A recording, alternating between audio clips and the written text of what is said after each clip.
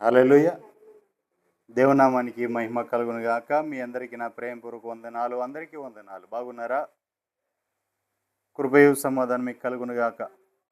పునరుత్థాన దీవెనలు ఆశీర్వాదాలు మీకు మీ బిడ్డలకు మెండుగా కలుగును గాక. ఆమేన్. మరి ప్రియులారా, అందరికీ కూడా ఈ పునరుత్థాన దిన శుభ అభివందనాలు. పునరుత్థాన పండుగ యొక్క శుభాభివందనాలు. అందరికీ వందనాలు. దేవునికి మహిమ కలుగును గాక. హల్లెలూయా.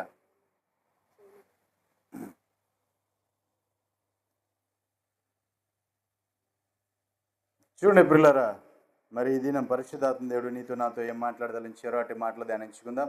ప్రభువే మనకు సహాయము చేయనుగాక. హల్లెలూయా. ఎఫెసీయులకు రాసిన పత్రిక 1వ అధ్యాయం 6వ వచనం ధ్యానించుకుందాం.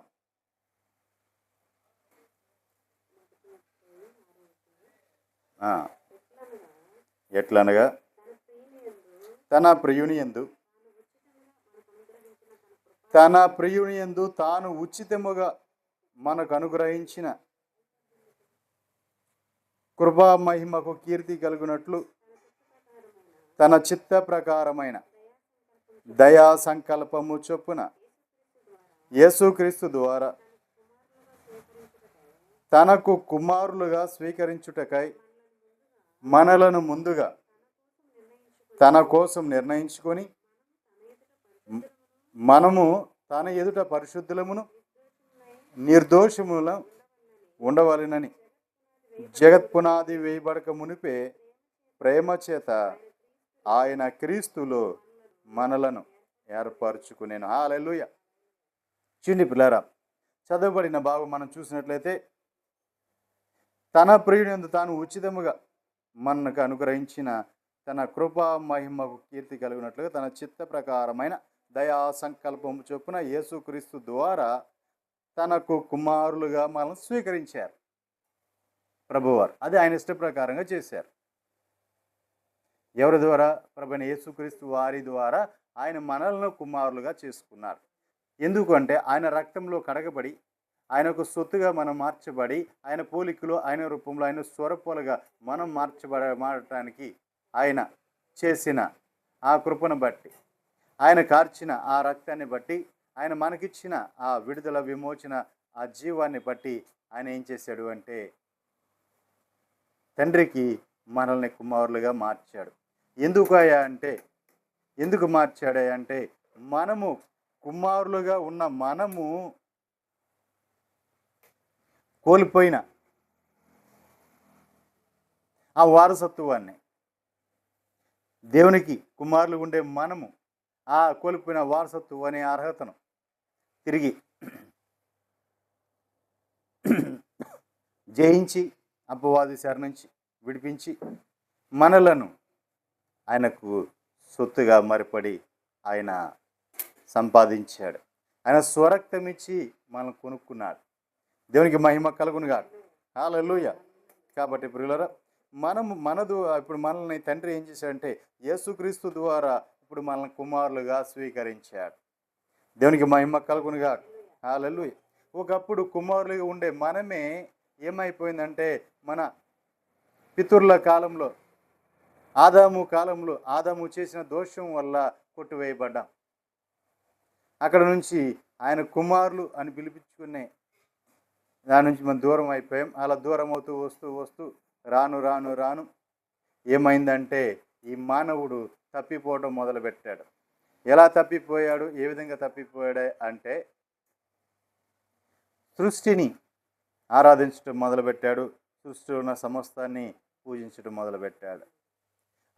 కాబట్టి దేవునికి విరోధమైన ఆ కార్యములను చేసుకుంటూ దేవునికి విరోధంగా జరిగాడు. కాబట్టి దేవుడు ఏం చేశాడంటే ఆ మానవుణ్ణి పక్కకు తోసివేశాడు. అంటే దేవుడు తోసివేశాడు అనే కంటే మానవుడే దేవునికి దూరం అయిపోయాడు అనటం కరెక్ట్ అనుకుంటున్నాను. ఎందుకంటే దేవుడు ఎంతగానో ప్రేమించాడు తన బిడ్డలను. ఎంతగా ప్రేమించాడంటే ఆయన సమస్తమును ధారాళంగా వారికి అనుగ్రహించి వారిని తన పోలికలో తన రూపంలో మార్చుకున్నాడు. నరుని సృజించినప్పుడు తన పోలికలో తన రూపంలో మలుచుకొని తన్ను తాను చూసుకోవాలని ఆయన సంతోషించాడు. కానీ ఆయన ఆశను అడియాసోలు చేశాడు మానవుడు. ఎందుకంటే ఈ మానవుడు దేవుని మాట కంటే కూడా దుష్టుడి మాట వినటం మొదలుపెట్టాడు. ఈ దుష్టుడి మాట ఎప్పుడైతే మానవుడు విన్నాడో, అపవాది యొక్క మాట విన్నాడో, ఆ రోజే మానవుడు నశించిపోయాడు. దేవుని స్వరూపాన్ని కోల్పోయాడు, ఆ స్థానాన్ని కోల్పోయాడు. కోల్పోయిన వాడిని తిరిగి తన దగ్గర చేర్చుకోవటానికి, తిరిగి తనతో కలిసి ఆ మానవుడు ఏ బంధమైతే కోల్పోయాడో ఆ బంధాన్ని కొనసాగించడానికి, ఏ స్థానం అయితే కోల్పోయాడో ఆ స్థానంలో తిరిగి అతన్ని నిలబెట్టడం కోసం ప్రభువుని ఈ లోకానికి పంపించారు. ప్రభువుని ఈ లోకానికి పంపించినప్పుడు ప్రభు ఏం చేశారంటే తన యొక్క రక్తము చేత ఆ మానవులకు విమోచన ఇచ్చాడు. ఏ ఏ పాపంలో ఏ దోషములు అవి ఏలుబడి చేస్తున్నాయో వాటన్నిటిని కూడా ఆయన పరిహరించి వాటిని విమోచించి వాటి నుంచి మనకు రక్షణ ఇచ్చాడు. ఇచ్చి తిరిగి తన పరిశుద్ధత తన యథార్థతనిచ్చి ఈ పాపాలన్నీ ఆయన మీద వేసుకొని మనల్ని మానవుడిని వారసుడి చేశాడు. ఈ వారసుని చేశాడు కాబట్టి ఇప్పుడు దేవునికి వారసులు అయ్యాం. కాబట్టి ఎలా అయ్యామంటే యేసుక్రీస్తు వారి యొక్క రక్తము ద్వారా మనం ఆయనకు వారసులం అయి ఉన్నాం. ఆయన రక్తము వెల ఇచ్చి మనం కొనుక్కున్నాడు కాబట్టి దేవునికి మహిమ కలుగుగా. ఇప్పుడు క్రీస్తు ద్వారా తనకు కుమారులుగా స్వీకరించిన దేవుడు మనల్ని ముందుగా తన కోసము నిర్ణయించుకొని, ఎవరి కోసం మనల్ని నిర్ణయించుకున్నాడు? తండ్రి కోసమే మనల్ని నిర్ణయించుకున్నాడు. దేవుడి కోసమే, కానీ మనం దేవుని మన కోసం నిర్ణయించుకోవాలా. దేవునికి మహిమ కలుగుగా. దేవుని కోసం మనల్ని నిర్ణయించుకున్నాడు. మనల్ని నిర్ణయించుకున్న ఏం చేశాడంటే మనము తానా ఎదుట అంటే దేవుని యొక్క పరిశుద్ధులమును నిర్దోషులమై ఉండవలనని ఆయన ఎప్పుడు జగత్ పునాది వేయబడక మునిపే ప్రేమ చేత ఆయన క్రీస్తులో మనలను ఏర్పరిచి ఉన్నాడు. దేవునికి మహిమ కలుగుగా. ప్రేమ, మానవుడికి దేవునికి మధ్య ఉన్న ఈ బంధము ప్రేమ బంధం. ఈ బంధాన్ని కోల్పోయాడు. కోల్పోయి మానవుడు లోకాన్ని ప్రేమించాడు. చూడండి పిల్లరా, ఇప్పుడు ప్రేమ ఎలా ఉందంటే లోకాన్ని మనం ప్రేమిస్తాం, కానీ దేవుడు మనల్ని ప్రేమిస్తాడు. మనల్ని దేవుడు ఎంతగా ప్రేమిస్తున్నాడో మనము దేవుని అంతగా ప్రేమించాల్సింది వదిలేసి నరులు ఏం చేస్తున్నారంటే లోకాన్ని ప్రేమించడం మొదలుపెట్టారు. ఎంతగా ప్రేమిస్తున్నారంటే సర్వము నీవే, అసలు మమ్మల్ని అక్కడ నుంచి ఇక్కడికి నడిపించింది నీవే అని ఆనాడు ఇశ్రాయేల్ ప్రజలు అన్నట్లుగా ఇక్కడ నుంచి ఐగుప్తు నుంచి విడిపించి నడిపించి మమ్మల్ని ఇక్కడి వరకు తీసుకుని వచ్చింది నీవే అని వారు అక్కడ ఒక దూడను చేసుకొని ఆ దూడకు బలులు అర్పించి ఆ దూడకి సాగిలు పడి వాళ్ళు తాగడానికి తిరగడానికి లేచాడు. దేవునికి మహిమ కలుగునుగా. అంతగా తప్పిపోయాడు.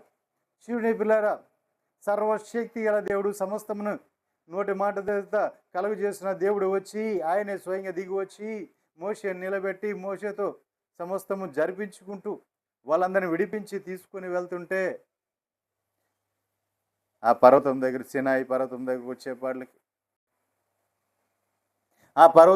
వచ్చేపాటికి మోషే దేవునితో మాట్లాడడానికి వెళ్ళాడు. అదే అదునుగా చూసుకున్నాడు. అపవాది వారిలో చొరబడిపోయి ఇదిగో ఆ మోషే ఏమైపోయాడో తెలియదు. 40 పగలు 40 రాత్రులు అయిపోతున్నాయి. ఇక మరి అతను ఉన్నాడు సచ్చాడో మాకు తెలియదు. కాబట్టి మమ్మల్ని ఐగుప్తు నుంచి ఇక్కడ వరకు తీసుకువచ్చిన నడిపించుకుంటూ వచ్చిన ఆ దేవుడు మాకు కావాలి. అంతేకాదు ఇక్కడ నుంచి మాకు పాలు తేనెలు ప్రవహించి ఆ కానాను దేశం ఇస్తానని చెప్పాడు కదా, ఆ దేశానికి ఇప్పుడు ఈ దేవుడు మమ్మల్ని తీసుకువెళ్ళాలి, ఆ దేవుడిని మేమే రూపించుకోవాలి అని చెప్పి వాళ్ళకున్న బంగారములన్నీ కూడా ఒలిసి, వాళ్ళ ఒంటి మీద ఉన్న బంగారం తొలిసి అక్కడున్న అహరోనికి ఇస్తే అహరోన్ ఏం చేశాడు? ఒక విగ్రహాన్ని తయారు చేశాడు. ఆ విగ్రహం ఏ విగ్రహం వచ్చింది? దూడ విగ్రహం వచ్చింది. ఆ దూడను పట్టుకొని ఈ దేవుడే మమ్మల్ని ఇక్కడి వరకు నడిపించిన దేవుడు, ఈ దేవుడే మమ్మల్ని ఐగుప్తు తీసుకుని వెళ్ళే దేవుడు, ఈ దేవుడే మమ్మల్ని ఆదుకునే దేవుడు, ఈ దేవుడే మమ్మల్ని ప్రేమించే దేవుడు అని చెప్పి ఆ దూడని పట్టుకొని ఊరేగుతున్నారు. దూడని పట్టుకొని సాగలపడుతున్నారు. చూడండి పిల్లరా, ఒక మానవుని పంపించి అక్కడ నుంచి తన ప్రణాళిక చొప్పున వారందరినీ కూడా తీసుకుని వెళ్ళడానికి అన్నీ సిద్ధపరిచి మార్గాలన్నీ సరళం చేసి వారిని తీసుకుని వస్తే వారు అక్కడ ఏం చేస్తున్నారు, దేవుడు కొంచెం తడువు చేశాడు అని చెప్పి మోషేతో మాట్లాడుతున్నాడు. మోషేతో మాట్లాడటం అంటే మామూలుగా మాట్లాడటం కాదండి. అప్పటి వరకు జరిగినవన్నీ కూడా, కాండాలన్నీ కూడా మోషే ద్వారా రాపిస్తున్నాడు. మోషే ద్వారా రాపియటమే కాదు, వీళ్ళకి విధి విధానాలు, ఆజ్ఞలు, కట్టళ్ళు అన్నీ కూడా ఆయన వారికి నియమిస్తూ మోషే ఇవన్నీ రాసి వారికి ఇవ్వు అని చెప్పి రాపిస్తూ ఉన్నాడు. దేవునికి మహిమ కలుగును కాదు. ఇవన్నీ రాపిస్తుంటే కొంచెం లేట్ అయింది. మరి ఇన్ని రోజులు 40 రోజులు ఏమైపోయాడో మాకు తెలియదు, కాబట్టి అతను ఉన్నాడు చచ్చాడు మాకు తెలియదు, కాబట్టి మమ్మల్ని తీసుకుని వెళ్ళటం, ఇక్కడి నుంచి తీసుకుని వెళ్ళటానికి మాకు ఒక దేవుడు కావాలి అని వీరు ఆ దేవుని ఏర్పరచుకున్న ఆ దేవుడు ఎవరు? దూడ. దేవునికి మహిమ కలుగును కాదు. దూడని ఏర్పరచుకొని అక్కడ నుంచి వీళ్ళు ఏం చేస్తున్నారు, తినడానికి, తాగడానికి, ఆడడానికి, పాడడానికి లేచారు. దేవుడు చూశాడు, ఆయన ఉగ్రత మండుకుంది, కొన్ని వేల మంది అక్కడ చనిపోయారు. దేవునికి మహిమ కలుగును కాదు. హల్లెలూయా. ఆ విధంగా మానవుడు ఎప్పుడు చూసినా దేవునికి దూరం అయిపోతూనే ఉన్నాడు. ఎక్కడ కూడా దేవునికి దగ్గర అవ్వలేకపోయాడు. అడిగడిగి ఇంకా దూరం అయిపోతుంటే ఇలా కాదు అని చెప్పి ఆయన ఆ కాలంలో ధర్మశాస్త్రం నియమించి, ధర్మశాస్త్రం ఇదిగో చేసిన పాపానికి పరిహారం చేసుకోవాలి, ప్రాయశ్చిత్తం చేయాలంటే ఇదిగో ఈ బలి అర్పించాలి అని చెప్పి ఒక నిబంధన చేశాడు. నిబంధన చేస్తే మనోళ్ళు ఈ మానవుడు ఏం చేస్తున్నాడంటే ఆ నిబంధన నుంచి మీరిపోయి, జ్ఞానం ఎక్కువైపోయింది కదా, తెలివి ఎక్కువైపోయింది కదా, ఏం చేస్తాడు, పాపం చేస్తున్నాడు, వస్తున్నాడు, బలి అర్పిస్తున్నాడు, పాపం చేస్తున్నాడు, వస్తున్నాడు, బలి అర్పిస్తున్నాడు. అంటే ప్రాయశ్చిత్తం చేసుకుంటున్నాడు. పాపం చేయటం, రావటం, ప్రాయశ్చిత్తం చేసుకోవటం, మరిపడి పాపం చేయటం, రావటం, ప్రాయశ్చిత్తం చేసుకోవటం, ఇలా జరిగిపోతుంటే ఇది కరెక్ట్ కాదు అని దేవుడు మరిపడి ఆలోచించి ప్రభున యేసుక్రీస్తు వారి రూపంలో ఈ లోకానికి ఆయన్ని పంపించారు. ఈ లోకానికి వచ్చిన ఆయన తన ప్రాణమును వెల ఇచ్చి మనల్ని కొనుక్కున్నాడు. మన పాపాలు, దోషాలు అన్నీ కూడా ఆయన సిలువలో పరిహరించాడు. ఆ భారభారితమైన ఆ పాప దోషాన్ని ఆయన భరించి ఆయన తన యథార్థతను, తన పరిశుద్ధతను మనకు అనుగ్రహించాడు. దేవునికి మహిమ కలుగును కాదు. ఇప్పుడు తండ్రి ఏమంటున్నాడంటే మనము తన ఎదుట పరిశుద్ధులమును నిర్దోషులమై ఉండవాలనని. మనం తండ్రి ఎదుట ఎలా ఉండాలి? పరిశుద్ధంగా ఉండాలి, నిర్దోషులమై ఉండాలి. ఆయన పరిశుద్ధుడు కాబట్టి మరి మనము పరిశుద్ధులమై ఉండాలి. మన దేవుడు పరిశుద్ధుడు కాబట్టి మనం పరిశుద్ధులుగా ఉండాలి. రెండోది నిర్దోషులుగా ఉండాలి. దేవునికి మహిమ కలుగును కాదు. ఏ దోషం ఉండకూడదు. ఆయన నిర్దోషులుగా ఉండాలి. ఎందుకంటే ఆయన నిర్దోషి కాబట్టి మనము కూడా అలాగే ఉండాలి, తన ఎదుట ఉండాలి అని చెప్పి జత్పునాది వేయబడక ముందే మనల్ని ఏం చేస్తే క్రీస్తు ప్రేమ చేత ఆయన క్రీస్తులో మనలను ఏర్పరచుకున్నాడు. దేవునికి మహిమ కలుగును కాదు. ఇప్పుడు కాదు, అప్పుడు కాదు, జగత్పునాది వేయబడక మునిపే మనల్ని క్రీస్తుకి అప్పగించేశాడు తండ్రి. దేవునికి మహిమ కలుగును కాదు. ఇప్పుడు క్రీస్తు ఏం చేస్తున్నాడు? తన అనుభవ జ్ఞానము చేత మనల్ని విడిపించి నడిపించి మనల్ని ఆయన పోలికలో, ఆయన రూపంలో మార్చుకొని మనల్ని తండ్రి ఏదైతే మన నుంచి ఆశిస్తున్నాడో దాని నిమిత్తమై ఆయన మనల్ని సిద్ధపరిచి అక్కడ నిలబెడుతున్నాడు. దేవునికి మహిమ కలుగును కాదు. హల్లెలూయా. ఎక్కడ నిలబెడుతున్నాడు? మనము దేవుని ఎదుట పరిశుద్ధులమును నిర్దోషులమై ఉండవాలని అనేది ఆయన యొక్క కోరిక. ఇప్పుడు ఆయన ఏం చేస్తున్నాడు? తన రక్తము చేత మనం పరిశుద్ధపరిచాడు. ఇప్పుడు పరిశుద్ధపరిచిన వాడు ఇప్పుడు మనల్ని ఏం చేస్తున్నాడు? దేవుని ఎదుట నిలబెడుతున్నాడు. దేవునికి మహిమ కలుగునుగా. హల్లెలూయా. దేవుని ఎదుట మనల్ని తీసుకొచ్చి నిలబెడుతున్నాడు. అది ఎప్పుడు దేవుని యొక్క సంకల్పం ఎప్పుడు జరిగిందంటే జగత్పునాది వేయబడక మునిపే జరిగింది. క్రీస్తులో ఇలాగూ జరగాలి అని చెప్పి. దేవునికి మహిమ కలుగునుగా. అంతే కాదండి, ఆయన క్రీస్తులో మనలను ఏర్పరచుకున్నారు. అంటే దేంట్లో ఏర్పరచుకుని? క్రీస్తులో ఏర్పరచు. క్రీస్తు యొక్క సొత్తుగా, క్రీస్తు యొక్క శ్వాసంగా నీవు నాకు వారసుడు అవ్వాలి. డైరెక్ట్గా నేను దేవుని వారసుని అంటాకి లేకోకుండా ఆయన ఏం చేశాడంటే క్రీస్తుని తీసుకుని వచ్చి ఆ క్రీస్తు ద్వారా నిన్ను వారసుడుగా ఎంచుకుంటున్నాడు. ఎందుకు అంటే నీకును దేవునికి నీ మధ్య ఒక మధ్యవర్తి కావాలి. ఆ మధ్యవర్తిత్వం చేయాలి. అసలు నువ్వు ఎందుకు పాపం చేసావు, ఎందుకు దోషం చేసావు, ఆ పాపం ఎలా పరిహరించాలి, ఆ పాపాన్ని పరిహరించడానికి ఒక మానవుడు కావాలి. అందుకే అందరి దోష శిక్ష ఆయన మీద వేసుకొని ఆయన మనల్ని పరిశుద్ధపరిచాడు. దేవునికి మహిమ కలుగునుగా. హల్లెలూయా. కింద వచ్చిన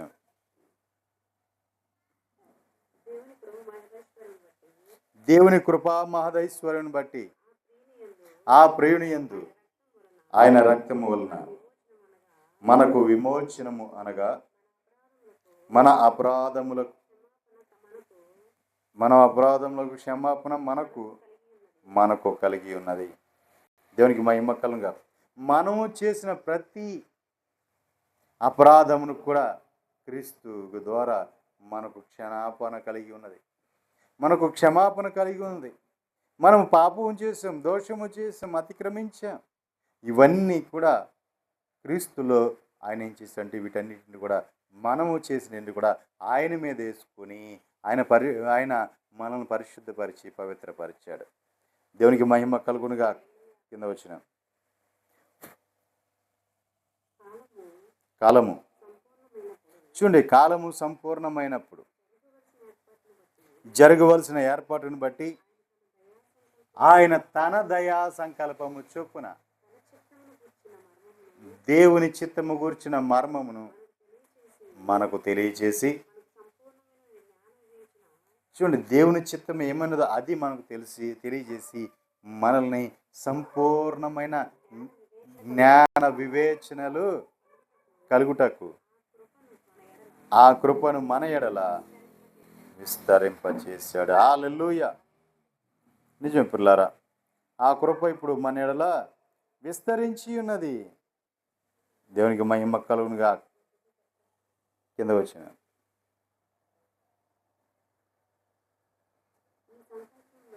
ఈ సంకల్పం బట్టి ఆయన పరలోకంలో ఉన్నవే గాని భూమి మీద ఉన్నవే గాని సమస్తమును క్రీస్తునందు ఏకముగా సమకూర్చవలెనని దేవుడు తనలో తాను నిర్ణయించుకున్నాడు. దేవునికి మహిమ కలుగునుగా. అన్నీ కూడా ఈ సృష్టిలో ఉన్న సమస్తము కూడా క్రీస్తు మూలముగానే అవి ఉండాలని చెప్పి ఆయనలో ఆయన నిర్ణయించుకున్నాడు. దేవునికి మహిమ కలుగునుగా.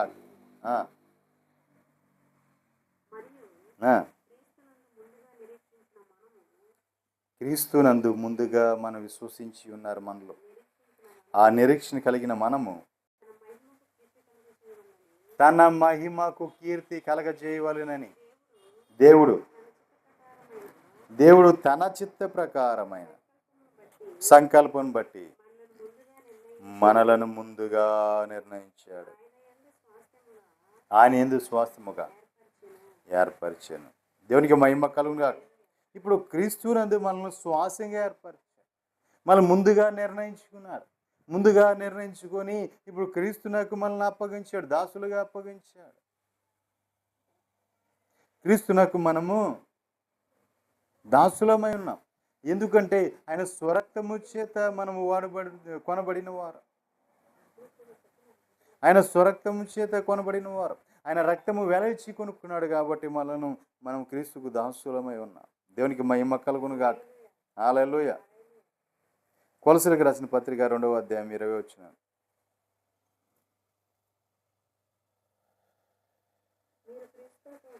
మీరు క్రీస్తుతో కూడా లోకము యొక్క మూలపాఠముల విషయమై మృతి పొందిన వారైతే లోకములో బ్రతుకుచున్నట్లుగా మనుషుల ఆజ్ఞలను పద్ధతులను అనుసరించి చేత పట్టుకొనవద్దు, రుచి చూడవద్దు, పుట్టవద్దు, ముట్టవద్దు అను విధులకు మీరు లోబడనేలా అవన్నీ వాడుకొనుట చేత నశించిపోవును. దేవునికి మహిమ కలుగునుగా. హల్లెలూయా. నిజం పిల్లరా, మీరు క్రీస్తుతో కూడా లేపబడిన వారైతే పైనున్న వాటినే కానీ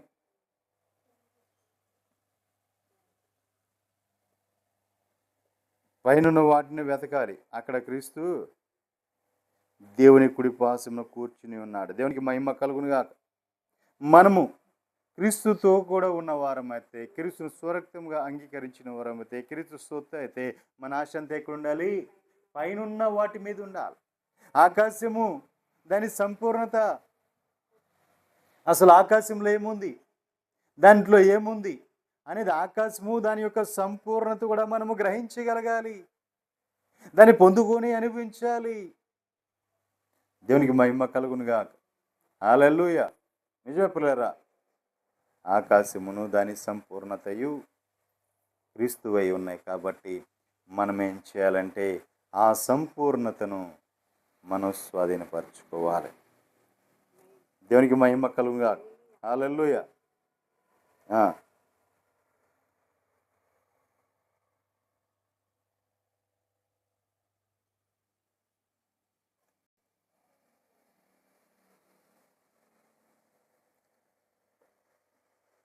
మూడవ అధ్యాయం, కొలస్సీయులకు రాసిన పత్రిక 3వ అధ్యాయం 2వ వచనం.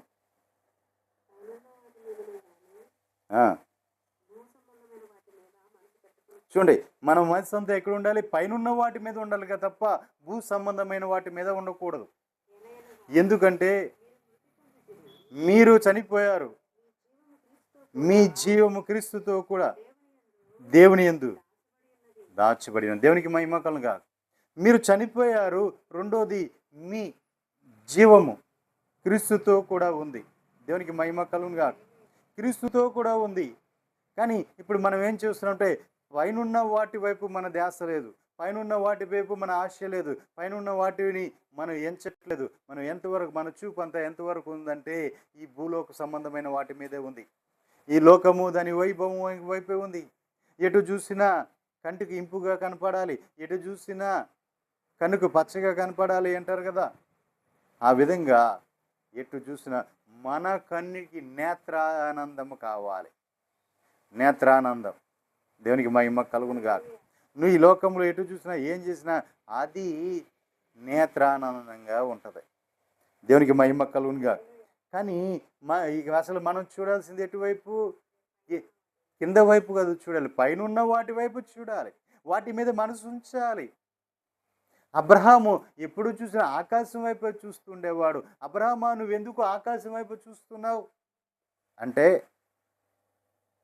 అబ్రహాము అనేవాడు ఆకాశ నక్షత్రంలాగా నా కుమారులు ఉంటారు అని చెప్పాడు దేవుడు. అందుకే నేను ఆకాశాన్ని చూస్తున్నాను.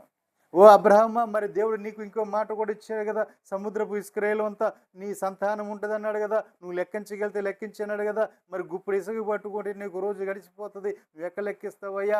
అంతమంది జనం నీకు అవుతారు కదా, నువ్వు ఇంకా ఆకాశం ఎందుకు చూస్తున్నావు? సముద్రం వైపు చూడొచ్చుగా, నువ్వు కిందకే చూడొచ్చుగా అంటే అబ్రహాం ఏమంటాడు? నాయనలారా, ఇదిగో నేను దేవుడు నన్ను లోకాన్ని సరిగ్గా చూడమని చెప్పలేదయ్యా. నేను ఇదిగో లోకములోకి ఇకలోకానికి వేరే ఉంటున్నాను. ఎందుకంటే ఇదిగో నేను గుడారం వేసుకున్నాను, నేను ఇక్కడ ఇల్లు కట్టుకోలేదు, నేను గుడారంలోనే ఉంటున్నా, నేను సొంతానికి నాకు ఇల్లు కట్టుకోవాలా. దేవునికి మహిమ కలుగునుగా అని అంటమే కాకుండా ఇంకో మాట కూడా అంటాడు.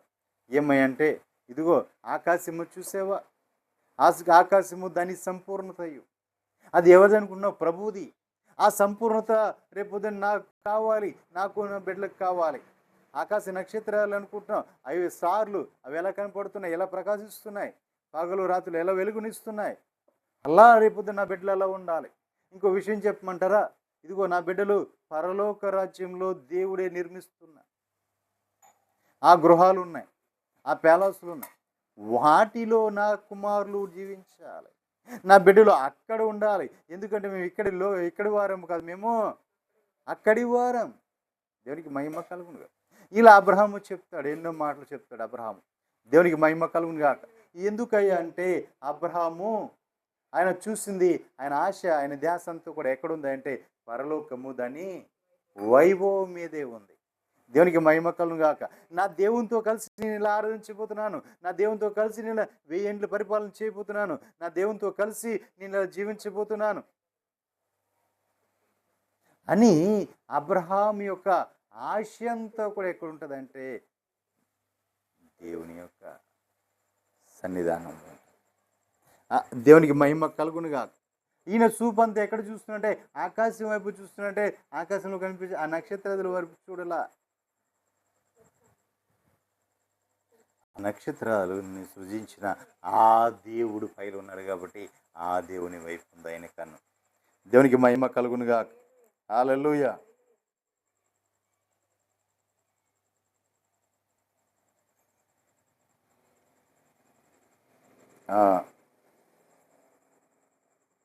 చూడండి 3 కొలస్సీయులకు రాసిన పత్రిక 3వ అధ్యాయం 3వ వచనం చూడండి. 3:3 ఎలయనగా మీరు మృతి పొందితిరి, మీ జీవము క్రీస్తుతో కూడా దేవుని యందు దాచబడి ఉన్నది. దేవునికి మహిమ కలుగును గాక. హల్లెలూయా. నిజమే పిల్లరా, మనము మృతి చెంది ఉన్నాం. మనం జీవించే వారం క్రీస్తులో మృతి చెందాం. మనకు కలిగినవన్నీ కూడా క్రీస్తులో, ఆయనలో కలిగాయి. ఆయనలో మనం మృతి చెంది ఉన్నాం కాబట్టి జీవము క్రీస్తుతో కూడా దేవుని యందు దాచబడి ఉన్నది. దేవునికి మహిమ కలుగును గాక. మనకు జీవమైన క్రీస్తు ప్రత్యక్షమైనప్పుడు మీరును ఆయనతో కూడా మహిమ యందు ప్రత్యక్షపరచబడుతురు. దేవునికి మహిమ కలుగును గాక. దేవాతి దేవులు ప్రత్యక్షమైనప్పుడు మనము కూడా ఆ మహిమలో ప్రత్యక్షపడతాం. దేవునికి మహిమ కలుగును గాక. హల్లెలూయా.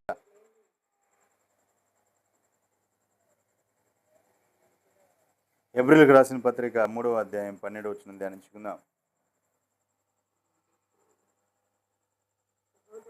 సహోదరులారా,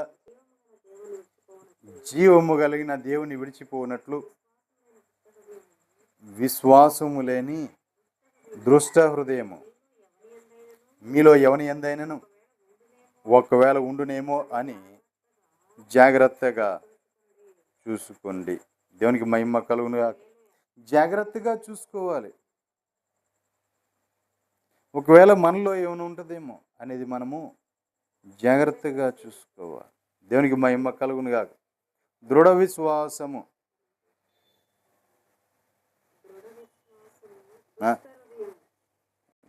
దృష్ట హృదయము. చూడండి, జీవము కలిగిన దేవుని విడిచిపోనట్టి విశ్వాసము లేని దృష్ట హృదయం మీలో ఎవని ఎందైనను ఒకవేళ ఉండునేమో. దేవునికి మహిమ కలుగును గాక. హల్లెలూయా. మనం జాగ్రత్తగా చూసుకోవాలి. ఆ దృష్ట హృదయము మనలో ఎక్కడైనా ఉందేమో, ఆ దుష్టత్వం మనలో ఎక్కడుందేమో అని మనం జాగ్రత్తగా ఎప్పటికప్పుడు పరిశీలన చేసుకోవాలి. జాగ్రత్తగా చూసుకోవాలి. ఎందుకు జాగ్రత్తగా చూసుకోవాలి అంటే మనము జీవిస్తున్న ఆ విధానమును బట్టి మనం జాగ్రత్తగా చూసుకోవాలి. దేవునికి మహిమ కలుగును గాక. హల్లెలూయా. కింద వచ్చిన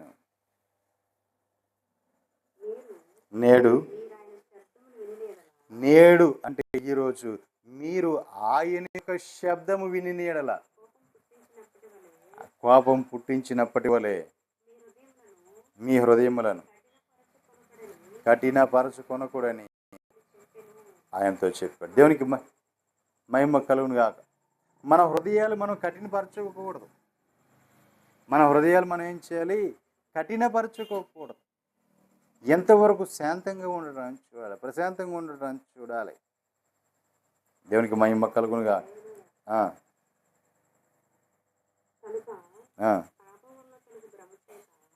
కనుక పాపము వలన కలుగు బ్రహ్మచేత మీలో ఎవడును కఠినపరచకుండునట్లు.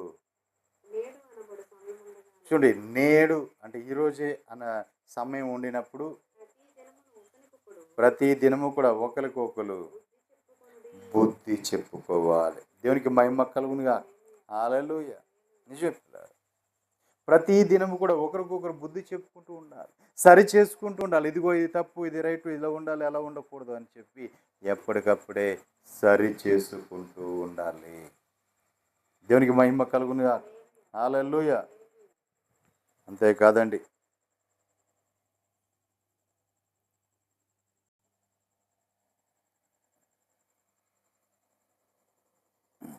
మనము క్రీస్తులో పాలివారమై ఉన్నాము కదా. అంటే క్రీస్తులో మనము ఏకమవటమే కాదు, క్రీస్తులో ఏకమవటమే కాదు, క్రీస్తు యొక్క శ్రమల్లోను, క్రీస్తు యొక్క బాధల్లోను, క్రీస్తు యొక్క నిందల్లోనూ అవమానాల్లోనూ, క్రీస్తు కలిగిన సమస్తములు కూడా మనము పాలివారమై ఉన్నాం. ఎందుకంటే ఆయన ఆయన నుంచి మనం వారసులుగా స్వీకరించబడుతున్నాం. క్రీస్తు నుంచి తండ్రికి మనం వారసులుగా స్వీకరించబడుతున్నప్పుడు ఇప్పుడు క్రీస్తుకు కలిగిన సమస్తము కూడా మనదే ఉంది. అన్నీ కూడా ధారాళంగా మనకి ఇచ్చేసాడు. దేవునికి మహిమ కలుగునుగా. కాబట్టి ఇప్పుడు అవన్నీ పొందుకున్న మనము ఆయనతో సమాన అనుభవం కలిగి ఉన్నాం. ఆయనతో సమాన అనుభవం కలిగి ఉన్నాం. ఏ విషయాల్లో సమాన అనుభవం అంటే అన్ని విషయాల్లోనూ పూర్ణుడై ఉన్నావు కాబట్టి అన్ని విషయాల్లోనూ సమాన అనుభవం కావాలి. ఆయనలో పాలివారిగా నువ్వు ఉన్నావు అంటే ప్రతి విషయంలోనూ నీకు హక్కు ఉంది, అంటే నీకు వాటా ఉంది. క్రీస్తు కలిగిన ప్రతి దాంట్లో కూడా నీకు హక్కు ఉంది, వాటా ఉంది. దేవునికి మహిమ కలుగునుగా. హల్లెలూయా. కాబట్టి మనము ఎట్లా ఉండాలి? క్రీస్తులో పాలివారమై ఉన్నాం. క్రీస్తులో పాలివారమై ఉన్న మనము క్రీస్తు అనుభవించిన ఆ శ్రమల్లోనూ పాలివారుగా ఉండాలి. క్రీస్తు అనుభవించిన ఆ బాధల్లోని పాలివారుగా ఉండాలి. క్రీస్తు అనుభవించిన ఆ నిందల్లోనూ పాలివారుగా ఉండాలి. టోటల్గా క్రీస్తు యొక్క వారసులమై ఉన్న మనము. చూడండి పిల్లరా, ఒక వారసుడు ఉన్నాడు. ఆ వారసుడు కొంత ఆస్తికి అధిపతి. ఇప్పుడు ఆ వారసుడైన ఆ ఆస్తికి అధిపతి అయిన అతని దగ్గర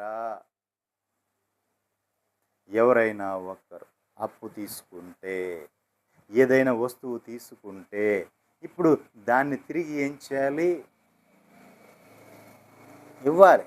దేవునికి మహిమ కలుగునుగా. హల్లెలూయా. కానీ అది బయట వాడు తీసుకుంటాడు. అదే వారసుడైతే ఏం చేస్తాడు? దాన్ని పంచుకుంటాడు. దేవునికి మహిమ కలుగు. నీ తర్వాత నాదే కదయ్యా ఇది, అయ్యా నీ తర్వాత ఈ ఆస్తి నాదేగా, ఈ ప్రాపర్టీ ఎవరిది? నాదే కదా, నీ తర్వాత అని అంటూ ఉంటారు. దేవునికి మహిమ కలుగునుగా. నిజమే ప్రియులారా, మనం చూసినట్లయితే మనము క్రీస్తుతో అన్ని విషయాల్లోనూ పాలివారుగా ఉన్నాం. అంటే పాలివారం అంటే చెరుసగం భావం కలిగి ఉన్నాం అనుకుందాం. అంటే క్రీస్తులో మనము క్రీస్తుకి ఎంత ఆ ఐశ్వర్యం ఉందో మనకు అంత, అదే క్రీస్తులో మనకు వాటా ఉంది. క్రీస్తు ఎంత జ్ఞానం ఉందో దాంట్లోనూ మనకు వాటా ఉంది. దేవునికి మహిమ కలుగునుగా. ఈ విధంగా మనము ఆయనలో పాలివారమై ఉన్నాం కాబట్టి ఇప్పుడు క్రీస్తు ఏమంటాడు? నీవు నాతో సమాన అనుభవంలో ఉన్నావు అన్నారు. దేవునికి మహిమ కలుగునుగా. ఇప్పుడు ఎంతవరకు మనము రానే ఈ జలగంటదంట, ఇమ్ము అంటదంట. దేవు ఏమంటది? జలగా ఇమ్ము అంటదంట. అలాగే ఎంతవరకు కూడా ప్రభువా నాకు అది కావాలి, ప్రభువా నాకు ఇది కావాలి, ప్రభువా నేను అట్లా ఉండాలి, ప్రభువా నేను ఇట్లా ఉండాలి, ప్రభువా నా బిడ్డలు ఎట్లా ఉండాలి, వాళ్ళకి ఉద్యోగాలు రావాలి, ఇట్లా వ్యాపారాలు రావాలి, వీళ్ళు అభివృద్ధి చెందాలి అని ఎంతవరకు నువ్వు ప్రభుని అడుగుతున్నావు తప్ప, మరి నువ్వు ప్రభువులో పాలివాడువై ఉన్నావు కాబట్టి మరి ప్రభువుకి ఇచ్చే మనసు నీకేది? నువ్వు ఎంతవరకు ప్రభువుని అడిగి ప్రభువుని పొందుకోవటమేనా? ప్రభువుకి కూడా ఇచ్చేదేమైనా ఉందా? దేవునికి మహిమ కలుగునుగా. కాబట్టి ప్రభువు చిత్తం అసలు ఏముంది? ప్రభువులో మేము పాలివారమై ఉన్నాం. అంటే ప్రభువులో మేము హక్కుదారులం, ఆస్తికి వారసత్వానికి హక్కుదారులం. మరి అలా వారసత్వానికి హక్కుదారు నువ్వు ప్రభువు చేసిన ఆ త్యాగములో నీ త్యాగం ఎంత? ఆయన నిన్ను రక్షించాడు కదా, నిన్ను విమోచించాడు, నిన్ను విడిపించాడు. బాగుంది, అక్కడి వరకు బాగుంది. ఇప్పుడు రక్షించబడిన నీవు, విమోచించబడిన నీవు తిరిగి ఆ పాపం వైపు వెళ్ళకోకుండా, తిరిగి ఆ లోకం వైపు వెళ్ళకోకుండా తిరిగి నువ్వేం చేయాలి? రోషము కలిగి ఇంకా వృద్ధి చెందాలి. ప్రభువులో ఇంకా లోతైన అనుభవంలోకి వెళ్ళాలి. ఇంకా లోతులోకి వెళ్తూ ఉండాలి. ఆయన గురించి ఇంకా ఇంకా తెలుసుకుంటూ ఉండాలి. దేవునికి మహిమ కలుగుగా. అంతకందు ఆయన గురించి ఇంకా ఇంకా తెలుసుకోవాలి తప్ప నీవు నాకేంటి వారసత్వం ఉంది, నాకేంటి క్రీస్తు యొక్క హక్కు ద్వారా నేను, క్రీస్తు యొక్క వారసుడు నేను అనుకుంటే సరిపోదు. దేవునికి మహిమ కలుగుగా. ఆయనలో నీవు పాలివాడిగా ఉండాలంటే ఆయనలో నీవు సమాన అనుభవం కలిగి ఉండాలి. అన్నిట్లోనూ సమాన అనుభవం కలిగి ఉండాలి. మరణంలో సమాన అనుభవం కలిగి ఉండాలి. విజయంలో సమాన అనుభవం కలిగి ఉండాలి. అన్నిట్లోనూ నీవు సమాన అనుభవం కలిగి ఉండాలి. ఇచ్చే వాటిలోనే కానీ, తీసుకునే వాటిలో కానీ అన్నిటిలోనూ ఒక సమాన అనుభవం కలిగి ఉండాలి. దేవునికి మహిమ కలుగునుగా. హల్లెలూయా. అందరూ కూడా ప్రభువా నాకు ఇవ్వు, ప్రభువా నాకు ఇవ్వు, ప్రభువా నాకు ఇవ్వు అన్నారు. కానీ ప్రభు అడిగితున్నాడు ఈ రాత్రి, అసలు నువ్వు ప్రభుకి ఏమి ఇస్తావు అంటే నువ్వేం చేయగలవు? దేవునికి మహిమ కలుగునుగా. అందుకే ప్రభు అడిగేది, నేను బలిని కోరను కానీ మరేం కోరుతున్నాడు? నేను బలిని కోరువాడను కాదు. మరి అయితే ఏం కోరుతున్నావు అంటే, ఇదిగో ఎడ్లకు బదులుగా నీ పెదవులను నేను కోరుతున్నాను అంటాడు. నీ హృదయాన్ని నేను కోరుకుంటున్నాను అంటున్నాడు. దేవునికి మహిమ కలుగునుగా. కాబట్టి మనము మన హృదయమును ప్రభువుకి ఇద్దాం. ఆయన కోరుకునేది ఏంటి? మన హృదయాన్ని కోరుకుంటున్నాడు, మన పరిశుద్ధతను కోరుకుంటున్నాము, యథార్థతను కోరుకుంటున్నాడు. దేవునికి మహిమ కలుగునుగా. మనలో నీతి కోరుకుంటున్నాడు. కాబట్టి మనం పరిశుద్ధులుగాను, యథార్థవంతులుగాను, నీతివంతులుగాను ఉండి ప్రభువైన యేసుక్రీస్తు వారిలో పాలివారమై ఉందిముగాక. అట్టి కృప పరిశుద్ధ దేవుడు మనకు అనుగ్రహించునుగాక. ప్రియులారా, మరి ప్రార్థన చేసుకుందాం. అందరికీ ప్రేమపూర్వక వందనాలు. మీ అందరికీ వందనాలు. మరి పరిచర్ల విషయమై మీరు కూడా ప్రార్థన చేయండి. మీకోసం మేము ప్రార్థన చేస్తున్నాం. ప్రతి మీ అవసరం ఏమున్నా మా వాట్సాప్ నెంబర్కి మెసేజ్ పెట్టండి. ఖండితంగా మీకు కోసం మేము ప్రార్థన చేసి కనిపెట్టి ప్రభు మీకు ఏమన్నా మాట బయలుపరిస్తే ఆ మాట చెప్తాం. మా పరిచయాలు మిమ్మల్ని ఆదరిస్తున్నట్టయితే అనేకులు షేర్ చేయండి, అనేకులు తెలియచేయండి. మీ అందరికీ నా ప్రేమ వందనాలు. అందరికీ వందనాలు.